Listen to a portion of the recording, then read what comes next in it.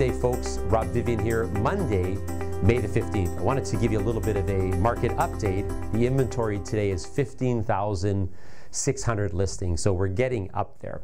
And so at 15,600 listings, the magic formula still remains. 1 in 4 leads works out, and you work 3 pillars, different sources, so you don't have all your eggs in one basket. Find those leads and then process them. That's the same whether we have 4,000 listings, which we started with this year, or 10,000 or 16,000 or 20,000 or 25,000.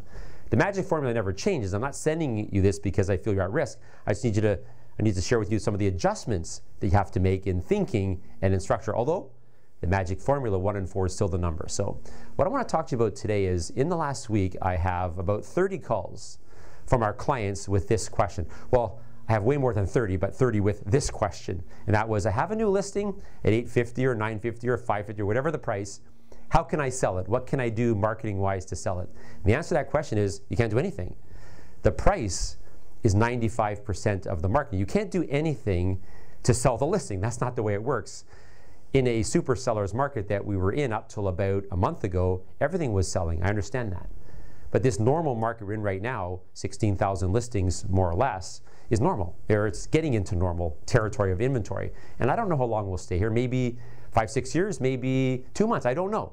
But right now, today, we're in a normal market for inventory. And so I have a listing that's not selling. What can I do? There's anything you can do. And so don't make the mistake, realtor, of throwing money at it for more marketing. Where I live in Ajax, there's a News Advertiser, is the local real estate paper, and a couple months ago, the real estate section was 1 page folded in half. Last one that came out, there was 20 pages, which means realtors are throwing money at their listings. That's a mistake. Don't do that. Now listen carefully. If you've been selling for more than 3 or 4 years, you know this is true. You don't do open houses to sell the listing. You do open houses to pick up clients, to keep the leads coming. You don't write ads to sell the property. You write ads in order to keep the supply of leads coming. Every realtor would know that, except in the last couple of years, especially the last year, you would do an open house and it would sell. I was talking to a realtor this morning and said, I double-ended 10 at open houses in the last 6 or 7 months. That's because people come in the open house and say, well, I was looking for a bungalow in Oshawa, but this 2-story in Pickering will work. It's because they can't find anything, but that's not how it's going to be from now forward if we stay in this inventory. Listen carefully. I'm not saying that you don't care about your clients. I'm not saying that there isn't an emotional level. But the object, when you get a listing agreement signed, is 60, 90, 120 days later, you get a check. That's the purpose. Now, if you can take the, I love the people, I want to service them, I want to be a good realtor, I understand all that, and that's good. If you take that out of the equation, the purpose of a listing agreement signed is to get a check 90, 120 days later. So if you get a listing and it doesn't sell, but you meet somebody from it, they came in your open house or they called off your ad, you sell them something, and then that listing expires. The listing did its job. I know that's a very placid way to look at it. I don't mean don't care about your people, but let's assume you do that. Let's assume you care about them. Once you take that away, strip that away down to the basics, you get a listing agreement signed.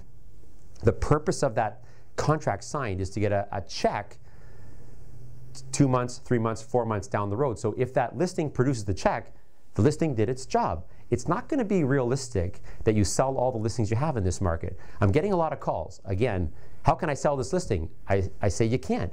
What's the price on it? It's $850. What's the value? $800.